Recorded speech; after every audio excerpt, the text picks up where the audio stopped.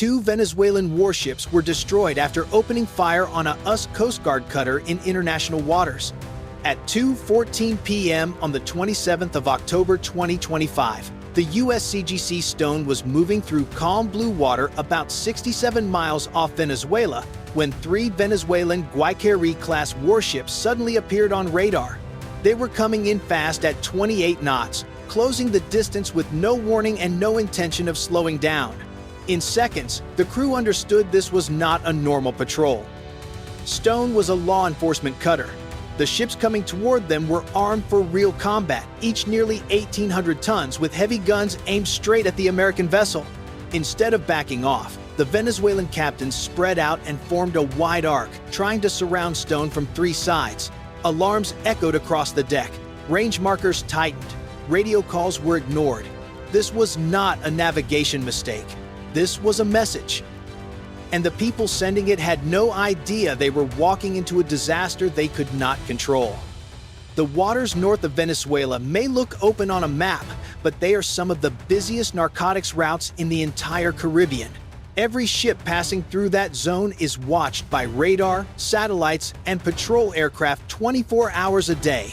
That is why the USCGC Stone was there on October 27. In the 72 hours before the confrontation, its crew had stopped 3 drug boats and seized more than 2,000 pounds of cocaine worth over $80 million on the street. For the Coast Guard, it was another tough but successful mission. For the criminal networks tied to the Venezuelan government, it was a major financial blow. And for the Venezuelan Navy, it was a chance to send a message that they were still in control of their local waters. This area also sits close to several Venezuelan naval bases. Any American ship near those approaches is watched closely, even if it is operating legally in international water.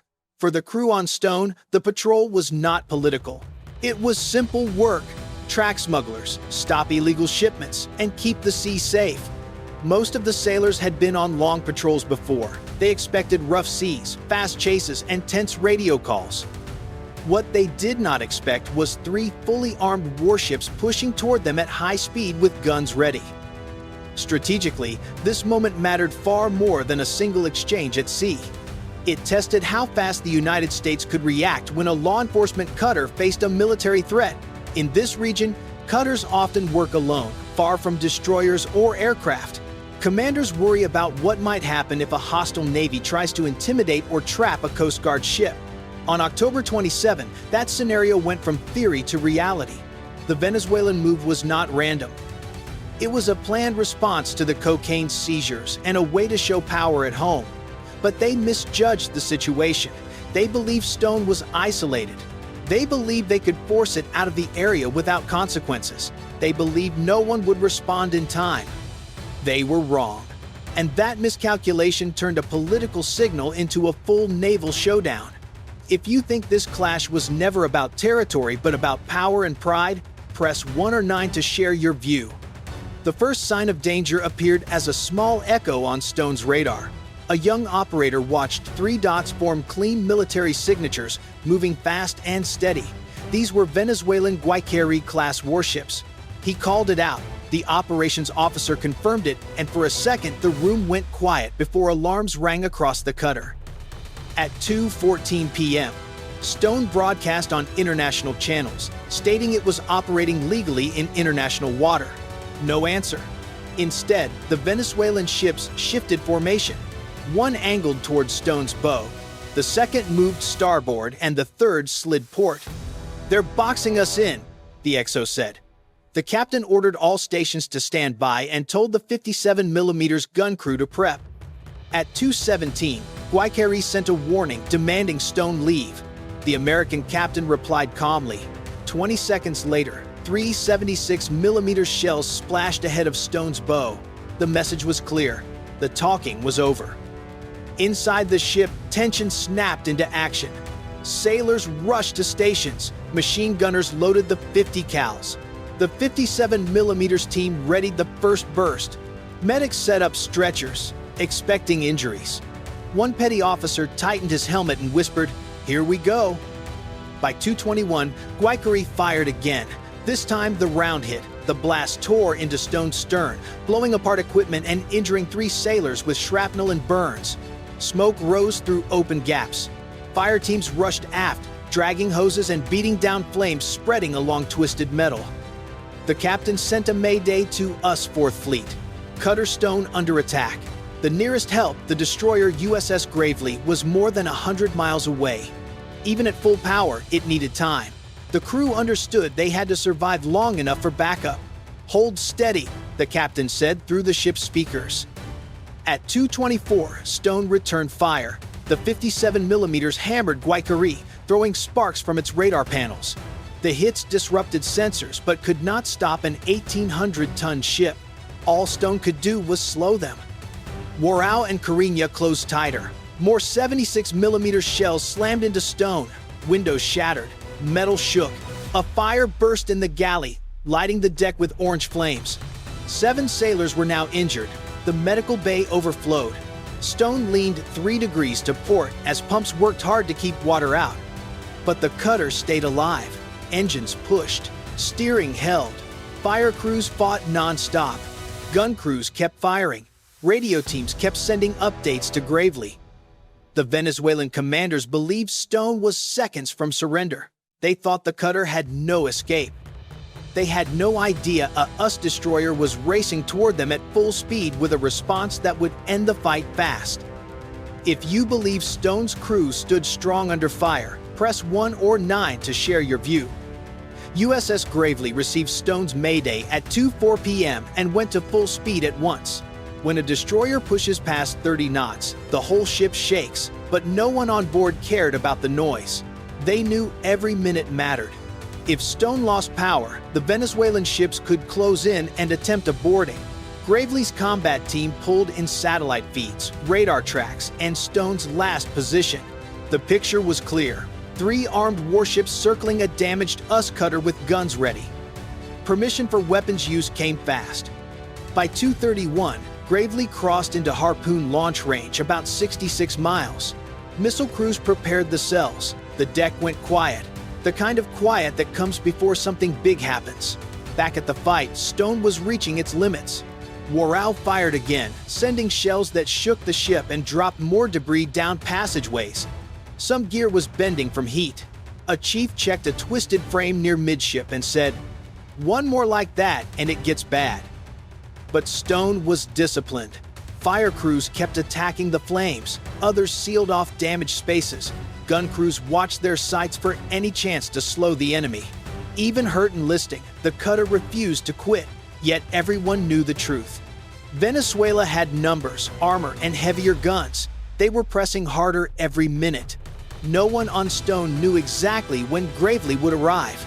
They only knew it was coming, and they needed to stay alive until then.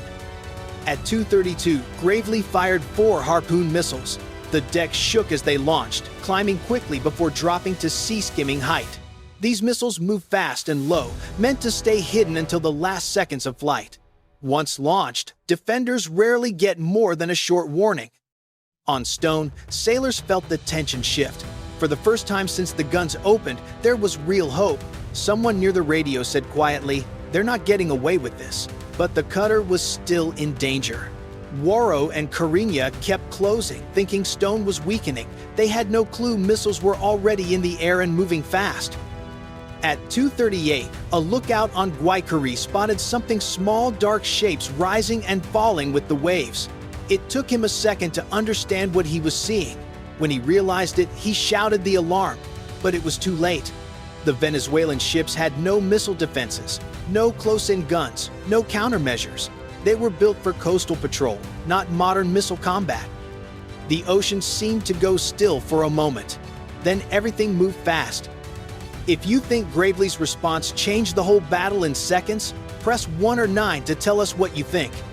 The twist in this fight came from both sides, and neither saw it coming. The Venezuelan commanders thought the Stone was alone, damaged, and minutes from surrender. They believed a quick push would let them force the cutter to stop and turn the moment into a political win back home. But they didn't know Gravely had already launched a full harpoon strike long before the missiles appeared on any of their screens. Another twist came from the sea itself. The waves that afternoon were just high enough to hide the incoming missiles. To the lookouts on the Venezuelan ships, the harpoons were almost invisible, blending into the waterline. They only showed as small flashes of movement, and even then only for a second. By the time anyone confirmed what they were, the missiles were already seconds from impact. Stone's crew didn't know the exact details either. All they heard were short radio updates from Gravely. Missiles away, stay clear. In the operations center, sailors braced themselves. They had no idea which enemy ship would be hit first or how close the explosions would feel. A petty officer gripped a console and whispered, "Just hold together, we're almost there." The Venezuelan ships tried one last move, engines roaring, turning hard to starboard, trying to break formation, but physics doesn't stop for fear. Harpoons don't slow down. They don't miss easily. And the Venezuelan Navy was about to learn that in the harshest way possible. If you think the real turning point wasn't firepower, but timing and miscalculation, press 1 or 9 to share what you think. At 2:39 p.m., the first harpoon hit Guayquerí with a blast that tore through its engineering deck. The explosion pushed a fireball straight up through the ship. For a moment, Stone's crew saw only bright, white light on the horizon. Then the sound rolled over them deep, heavy, and shaking the air. A second missile struck Guayquerí seconds later, destroying the bridge and breaking the ship apart. The bow lifted, the stern sank, and in less than 90 seconds, the ship was gone. Carina tried to run, its engines pushed hard, sending white foam trailing behind its stern. But the third harpoon tracked it cleanly, the whole way. The impact hit midships, lifting the entire hull before slamming it back down. The keel snapped. The ship rolled once, then disappeared under the water in under 4 minutes. What was moments earlier a confident warship was now only debris floating on the surface. Warships, the last ship still afloat, suddenly had no fight left. Smoke drifted across its deck. Crew members were shouting, and the captain understood the situation. He raised a white flag above the bridge and powered down the engines. The fourth harpoon, already in the air, was redirected by Gravely's fire control team to crash harmlessly into the sea 2 miles away. The Americans chose to end the threat without taking more lives.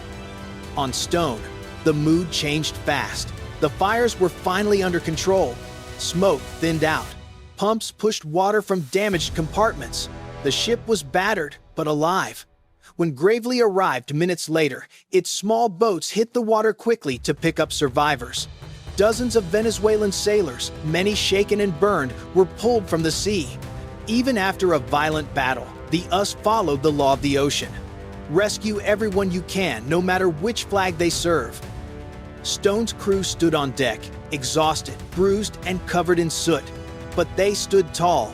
They had survived an attack from 3 warships and stayed in the fight long enough for help to arrive. What the Venezuelan commanders thought would be an easy show of strength had turned into a total collapse. If you believe this moment proved why timing and teamwork decide battles more than anything else, press 1 or 9 to join the conversation. When the smoke cleared, the numbers were undeniable. 2 Venezuelan warships were gone, more than 30 sailors dead, and nearly 90 rescued from the sea. Warships surrendered with all 61 crew alive. On the American side, 7 sailors were injured, but no one died. Stone stayed afloat long enough for Gravely to secure the area and guide the cutter towards safety. Repairs would take time, but the real impact came in policy. Fourth Fleet announced that no Coast Guard cutter would operate near Venezuela again without a Navy escort. The message was simple. Any attempt to threaten an American ship would bring an overwhelming response. Inside Venezuela, the political damage was immediate. What was meant to be a show of strength became a public failure. Leaders tried to shift blame, but satellite images and tracking logs left no room for debate. The Venezuelan ships had fired first in international water and were destroyed within minutes. Across the Caribbean, regional forces took note. The fight proved how fast a patrol can become a full combat event and how modern missiles make size and numbers less important. Without missile defenses, even a large ship is exposed in today's battles.